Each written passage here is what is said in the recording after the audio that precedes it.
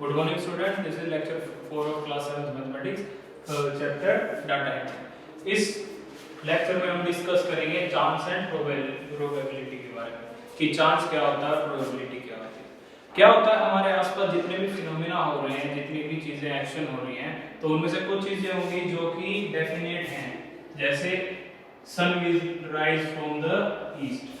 जो सन होगा वो हमेशा ईस्ट से राइज करेगा, राइज फ्रॉम ईस्ट। ये तो क्या है, डेफिनेट चीज है, ये तो हमेशा होगा ही और होता ही रहेगा। अगर दूसरी बात करें, हम बात करते हैं कुछ चांस की।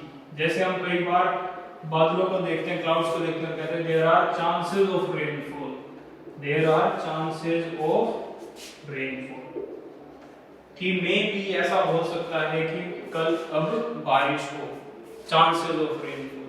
तो ये यहाँ पर एक हमें क्या दे रहा है, कंडीशन दे रहा है कि ऐसा हो सकता है कि बारिश हो जाए।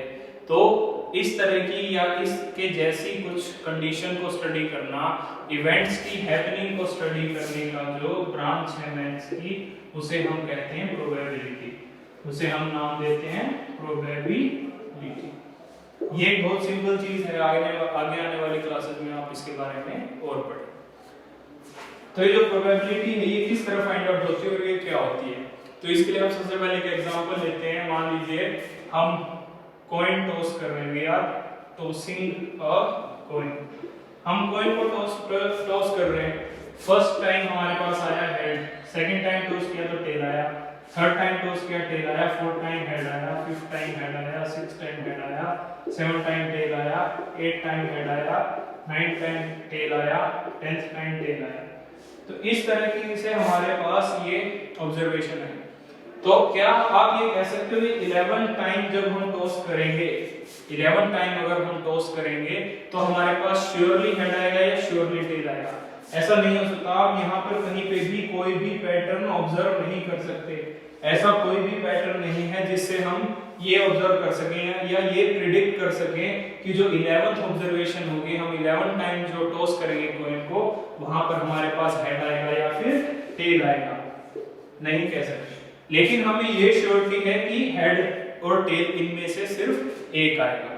ये तो श्योरिटी है ना। हम ये नेग्लेक्ट कर देते हैं कि जो हमारा कॉइन है वो खड़ा भी हो सकता है, it can be in the standing position on its edge. ये हम नेग्लेक्ट कर देते हैं बात। तो इसका मतलब क्या है, टॉसिंग अ कॉइन में इधर हेड कम्स और टेल, या तो हेड आएगा या टेल आएगा।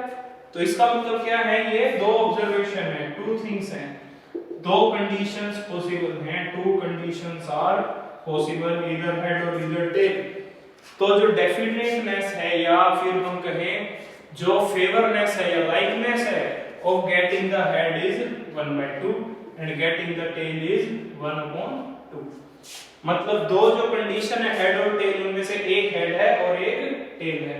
तो लाइकनेस ऑफ हेड, कि हाँ भाई हेड आ सकता है, likeness of getting head, of getting head, इसको हम रिप्रेजेंट कर सकते हैं 1/2 से। And likeness of getting, likeness of getting tail, इसको हम रिप्रेजेंट कर सकते हैं 1/2।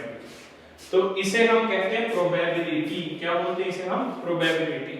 सो प्रोबेबिलिटी इज लाइकनेस और फेवरनेस, लाइकनेस और favourness of an event happening, of an event happening.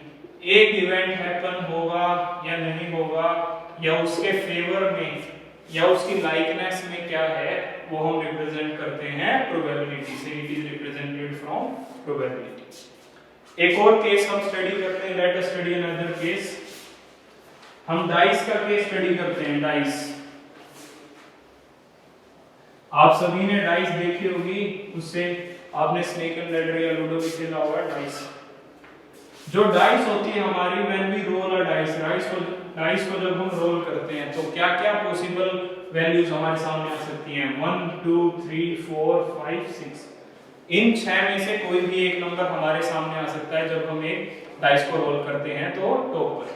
तो देखिए यहाँ पे ये टोटल नंबर है 6, और हमारे पास ऐसा तो नहीं है 6 नंबर्स ही आ जाएंगे टॉप पर, नहीं, एक नंबर ही आएगा।